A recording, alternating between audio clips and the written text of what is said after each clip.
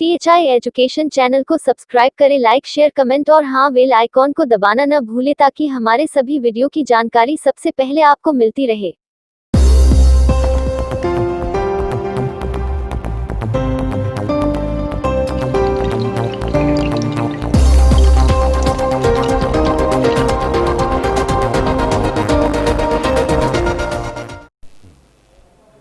Hello बच्चों, उम्मीद है आप सब प्रसन्न होंगे, खुश होंगे और कोरोना से बचने के लिए व्यायाम कर रहे होंगे, खुद भी हंस रहे होंगे और दूसरों को भी हंसा ही रहे होंगे। THI एजुकेशन ऑनलाइन क्लासेज में आपका मैं स्वागत करता हूं और मुझे उम्मीद है कि आप इससे जुड़ करके अपनी शिक्षा को भी आगे ले जाने का प्रयास करेंगे। इसलिए ज़्यादा से ज़्यादा मात्रा में THI एजुकेशन से जुड़कर और बेहतरीन शिक्षा का लाभ आप उठाएं, ऐसी मुझे उम्मीद है। अधिक से अधिक संख्या में आपको जुड़ने का प्रयास करना है। आइए देखते हैं त्रिकोणमिति। गणित सबसे आसान, वो भी त्रिकोणमिति तो बहुत ही आसान। देखिए, त्रिकोणमिति दो शब्दों का मिश्रण है, एक है त्रिकोण, दूसरा है मिति। मिति का अर्थ होता है संबंध, मिति का अर्थ संबंध और त्रिकोण का अर्थ होता है तीन कोण। लेकिन यहाँ ये जो संबंध है वो केवल तीन कोण का नहीं है, ये संबंध समकोण त्रिभुज के तीन भुजाओं और तीन कोणों का संबंध है। त्रिकोणमिति क्या है? त्रिकोणमिति समकोण त्रिभुज के तीन भुजाओं और तीन कोणों का संबंध है। यानी त्रिकोणमिति अन्य किसी भी प्रकार के त्रिभुज के लिए नहीं है। यह त्रिकोणमिति गणित किस त्रिभुज के लिए है? केवल समकोण त्रिभुज के लिए है। समकोण त्रिभुज में त्रिकोणमिति गणित को अप्लाई करने के लिए यहाँ कुछ विशेष चीजों की हमें आवश्यकता पड़ती है। हम किसी एक न्यून कोण को मानक मानते हैं, फिर उसके सापेक्ष हम लंब और आधार का निर्धारण कर सकते हैं। तो उस न्यून कोण को मानक रूप में मानने के लिए यहाँ कुछ नोटेशन मैंने लिख रखा है, जिसका प्रयोग हम करते हैं। जैसे ये है alpha, beta, gamma, phi, psi, theta, या इसी त्रिभुज के शीर्ष नाम का भी प्रयोग कर लिया जाता है। मैं ये नहीं कह रहा हूं कि ये संकेत इतने ही हैं, इसके अलावा भी किसी अन्य संकेत का प्रयोग इस न्यून कोण के मानक रूप को प्रदर्शित करने के लिए किया जा सकता है। यहाँ फिलहाल मैं मानक कोण को लिख रहा हूं थीटा। जैसे ही इस कोण को मैं थीटा लिखूंगा तो ये समकोण त्रिभुज है, तो समकोण वाले सामने की भुजा हमेशा कर्ण होती है, इस कर्ण को मैं K लिखूंगा। मानक कोण के सामने की भुजा लंब होती है, लंब को मैं L से प्रदर्शित करूंगा। मानक कोण से लगी हुई भुजा आधार है, तो आधार को आप A से लिखेंगे।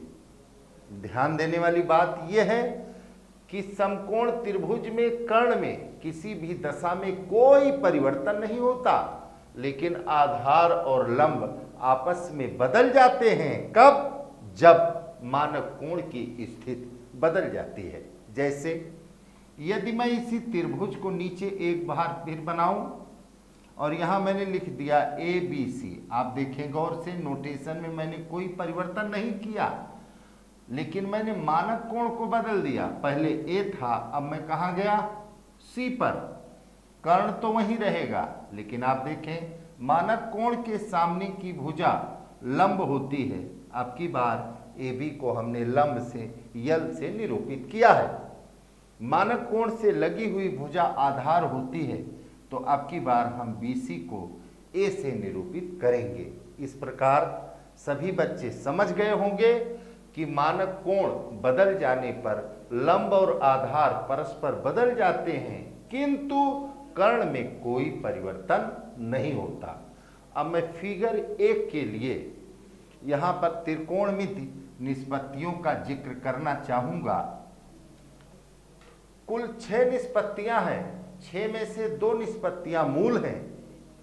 वो निष्पत्तियाँ हैं साइन थीटा बराबर ये होता है लंब बटे कर्ण, कॉस थीटा बराबर आधार बटे कर्ण। बाकी जो 4 निष्पत्तियां हैं वो इन्हीं दोनों से ही प्राप्त की जाती हैं। जैसे जो tan थीटा होता है ये साइन थीटा को कॉस थीटा से भाग देने पर प्राप्त होता है, और आप दाहिने पक्ष को भाग देकर देखेंगे इसका मान आएगा लंब बटे आधार।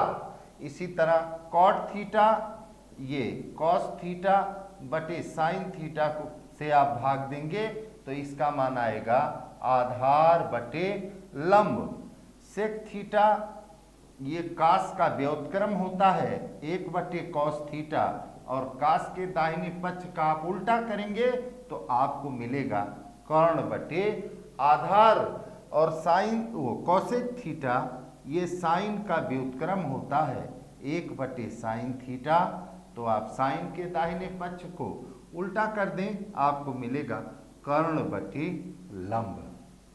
इस प्रकार ये कुल 6 निष्पत्तियां होती हैं, साइन लंब बटे कर्ण, कास आधार बटे कर्ण। इसे याद कर लेने के बाद बाकी निष्पत्तियां 4 आप इन दोनों की मदद से प्राप्त कर सकते हैं। इन्हें संक्षिप्त रूप में लिखा जाता है लाल बटे कक्का। ऊपर से आप देखेंगे लंब बटे कर्ण ये साइन है, आधार बटे कर्ण ये कॉस है, और लंब बटे आधार ये tan है। नीचे से देखने पर कर्ण बटे लंब ये साइन का व्युत्क्रम है कौशिक, कर्ण बटे आधार ये कास का व्युत्क्रम मिल जाएगा सेक, आधार बटे लंब तो ये tan का व्युत्क्रम मिलेगा जिसका नाम है काट। और इन दोनों के गुणनफल 1 होते हैं, यानी साइन कोसेक का गुणनफल 1, कास और सेक का गुणनफल 1, tan और काट का गुणनफल 1 होता है, किंतु इनके कोण समान होने चाहिए। तो मैं यहाँ चिन्ह बना रहा हूं, साइन और कौशिक एक दूसरे के व्युत्क्रम, इनका गुणनफल 1 होगा। कास और शेक इन एक दूसरे के व्युत्क्रम, इनका भी गुणनफल सदैव 1 होगा। tan और काट ये भी एक दूसरे के व्युत्क्रम हैं, इनका भी गुणनफल सदैव 1 होता है। मैं अपनी बात को रिपीट करूंगा आपको।